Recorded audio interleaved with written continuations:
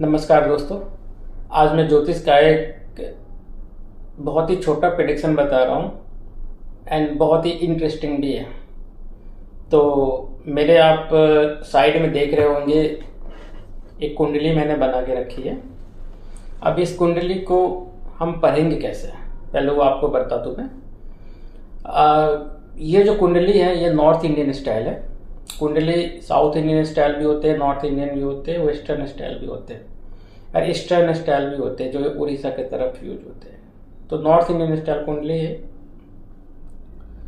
आप अपने देखो जन्म पत्री में या कुंडली में इस टाइप के अगर दिख रहे हैं तो वहां पे आप इससे रिजेम्बलेंस करिए और जो बताते जा रहा हूँ उसको देखते जाइए।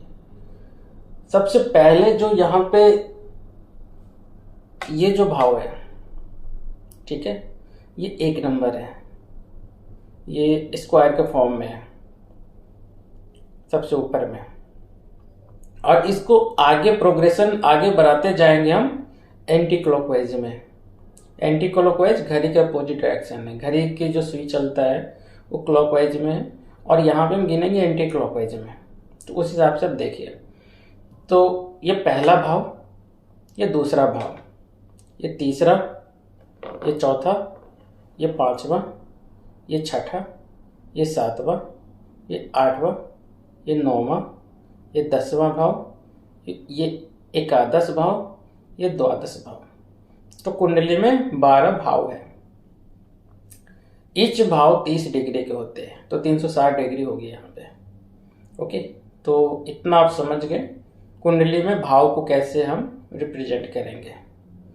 अब पहले आपको ये समझना है कि यहाँ पे आपकी कुंडली में जो भी नंबर रेखा लिखा होगा 1 से लेके 12 तक, उसके जो लॉर्ड है, उसके जो स्वामी है, उसको हम लग्नेश कहते हैं। ये लगन भाव है, पहला भाव लगन भाव, इसके स्वामी को हम लग्नेश कहेंगे।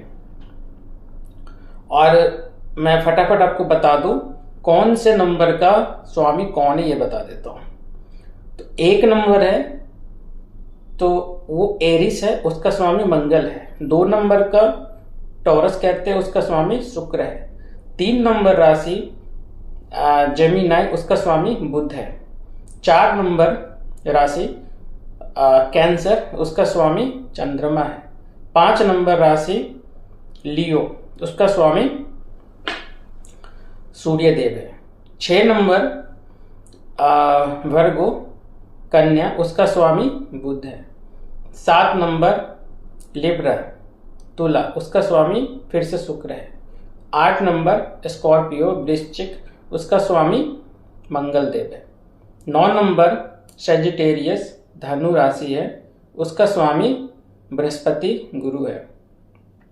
10 नंबर कैप्रिकॉर्न मकर, उसका स्वामी शनि देव है। 11 नंबर एक्वेरियस यानी कि कुंभ, उसका स्वामी फिर से शनि देव है। और 12 नंबर पाइसेज यानी कि मीन राशि, और उसका स्वामी बृहस्पति देव है। तो आपको सभी नंबर का स्वामी भी मैंने बता दिया। अब आप अपने कुंडली में देखिए। अब ये फिर लगन भाव, लगन भाव जो पहला भाव मैंने बोला तो लगन भाव, उसमें जो नंबर लिखा है वो आपका लगन है। आपकी कुंडली में यहाँ पे यदि 5 नंबर लिखा है तो आपका लगन हो गया लियो और लग्नेश हो गया सूर्य। और यदि यहाँ पे आपका 10 नंबर लिखा है तो आपका लगन हो गया मकर यानी कि कैप्रिकॉर्न और स्वामी हो गया शनिदेव। तो इसी हिसाब से आप मैंने जब भी आपको जो बोला उसको आप फिर से रिवाइंड करके देखिए और देखिए कि आपका लग्नेश कौन है। अब मैं प्रेडिक्शन पे आता हूं।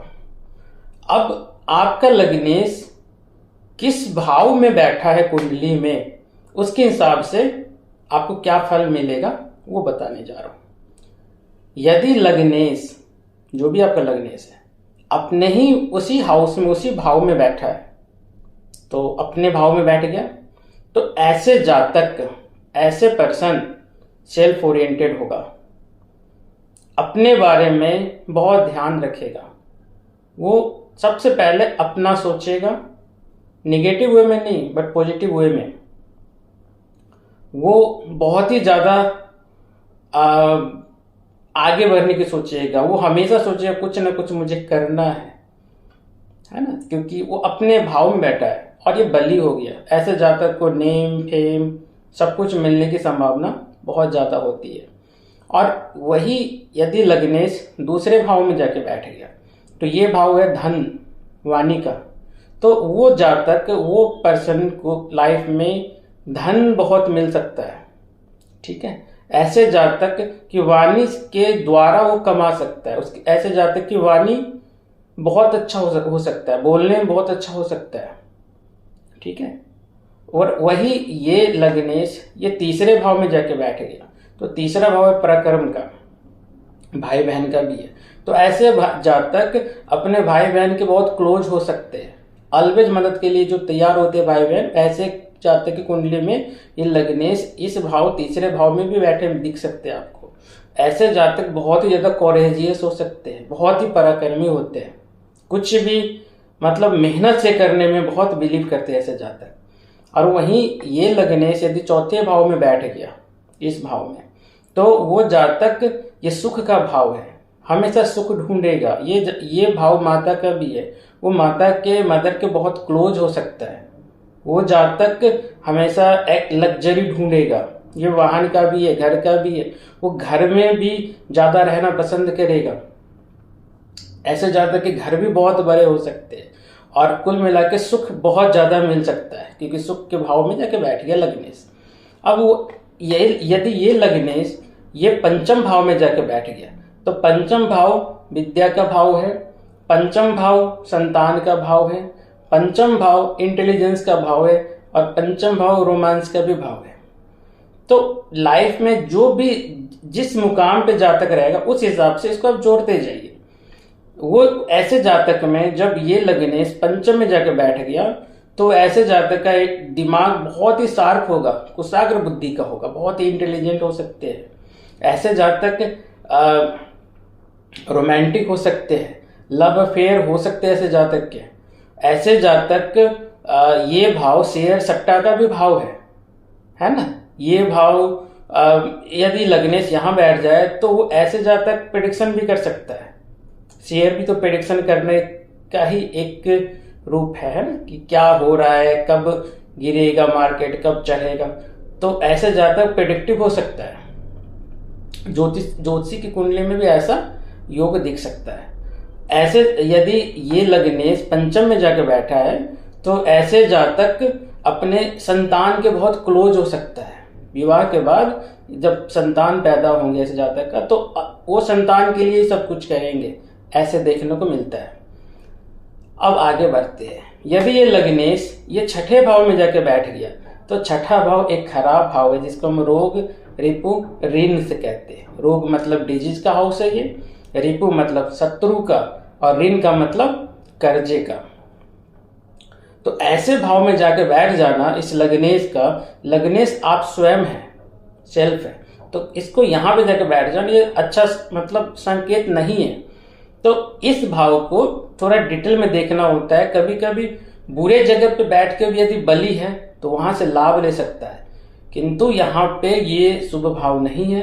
तो ऐसे जातक को शारीरिक समस्याएं ज्यादा दिख सकती है, ऐसे जातक को लिटिगेशन ज्यादा दिख सकती है, शत्रु में घिरा दिख सकता है ना। और समस्याएं आपको ऐसे जातक की लाइफ में ज्यादा दिखती है।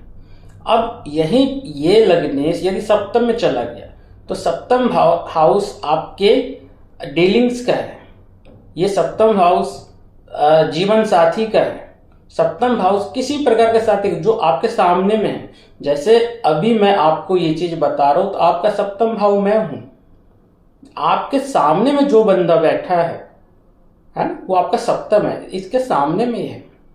तो ऐसे जातक को डीलिंग बहुत अच्छा हो सकता है। ऐसे जातक अपने पति पत्नी से बहुत ही ज्यादा मधुर संबंध बना सकते हैं। ऐसे जातक अपने व्यवसाय में बहुत अच्छा डील कर सकते हैं। और वहीं अब ये लग्नेश यदि अष्टम भाव में जाकर बैठे, ये भाव अष्टम भाव है, तो अष्टम भाव भी एक अशुभ भाव ही माना जाता है। ये भाव हो गया संकट के भाव है। ठीक है। अष्टम भाव संघर्ष के भाव है, तो लग्नेश संघर्ष में चला गया, ठीक है। अष्टम भाव छुप एक गुप्त भाव भी है, सीक्रेट, ये हाउस ऑफ सीक्रेसी है। इस हाउस में बहुत ही गुप्त चीज है।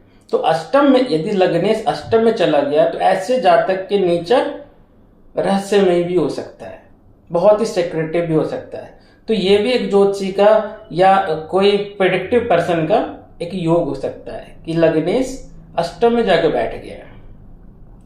तो ऐसे यदि आपको दिख रहा है तो अशुभ तो योग है, किंतु यहां से भी लाभ हो सकता है, विपरीत परिस्थिति में लाभ हो सकता है। सीधा शुभ नहीं है, किंतु हमें कुंडली में देखना है कि ऐसे में है, अष्टम में चला गया तो उसका क्या फल मिल रहा है उसको। और वैसे ही यदि नवम में चला गया, ये लग्नेश यदि नवम में चला गया या ये भाव नवम है, तो इस भाव को हम कहते हैं भाग्य भाव, हाउस ऑफ लक, गुरु का हाउस भी है, पिता के लिए भी इसको देखा जाता है। तो ऐसे जातक क्या हो गया, लग्नेश चला गया भाग्य भाव में, तो भाग्य का धनी हो गया, उसको हमेशा लक सपोर्ट करता रहता है। ऐसे जातक का गुरु के हाउस में है, तो ऐसे जातक ज्ञान प्राप्त करते हैं और फ्यूचर में गुरु तुल्य भी बन सकते हैं। दूसरे को सिखाना, दूसरे को प्रीच करना, दूसरे को टीच करना, ऐसे जातक के सिग्निफिकेंस आ जा सकते हैं। अपने पिता के काम में भी जा सकते हैं ऐसे जातक, इसको मिलता है, फादर की गद्दी मिलते हैं कि अपने फादर के व्यवसाय को आगे बढ़ाना। ऐसे जातक में लग्नेश, ये लग्नेश हो गया, लग्नेश नवम भाव में जाके बैठे दिख सकते हैं। अब ये भाव दसम है, दसम भाव कर्म का भाव है, प्रोफेशन का। तो ये बहुत ही अच्छा योग बनता है यदि लग्नेश हाउस ऑफ प्रोफेशन में कर्म भाव में चला गया, इस भाव में, तो वो कर्म पुरुष बन सकता है, कार्य क्षेत्र में बहुत ही नाम सम्मान प्राप्त कर सकता है, बहुत ही ऊंचे पदवी पोस्ट पे जा सकता है, और वो जीवन में सबसे ज्यादा महत्व अपने कर्म को देते हैं। वहीं यदि ये लग्नेश इस हाउस में चला गया, ये हाउस 11th हाउस एकादश भाव है, तो यदि लग्नेश 11th हाउस में गया, इस हाउस को हम कहते हैं हाउस ऑफ गेन, ये लाभ भाव है, लाभ। तो जो भी ऐसे जातक हमेशा गेन के प्रति बहुत ही ज्यादा सचेत रहते हैं कि कहाँ से क्या प्राप्त होगा हमें, और ऐसे जातक को गेन से भी बहुत मिलते रहते हैं। जब ये लग्नेश एकादश भाव में चला जाएगा तो ऐसे जातक को जीवन में बहुत ज्यादा उपलब्धि प्राप्त होती है, अलग अलग स्रोत से उसको लाभ मिल सकते हैं। और वहीं ये लग्नेश इस हाउस में चला गया तो ये द्वादश भाव है, 12th हाउस, तो ये भी एक हिसाब से बुरे हाउस है। इस हाउस को क्षय भाव कहते हैं, हाउस ऑफ लॉस। तो जब ये लग्नेश इस 12वें में चला जाएगा तो लग्नेश की हानि होगी, उतना अच्छा नहीं है, मगर कुछ कंडीशन में इसको फॉरेन से भी देखा जा सकता है। तो ऐसे जातक विदेश में जाके रह सकते हैं। जब ये लग्नेश इस हाउस 12वें में चला जाए तो ये इसको कभी कभी ऐसा देखा जा सकता है कि ये विदेश में सेटल हो गए या विदेश में बहुत दिन तक रहे, तो ऐसा योग दिखता है यहाँ पे। मगर ये रोग का भाव है, ठीक है, हॉस्पिटलाइजेशन का भी भाव है, तो ये भाव उतना शुभ नहीं है।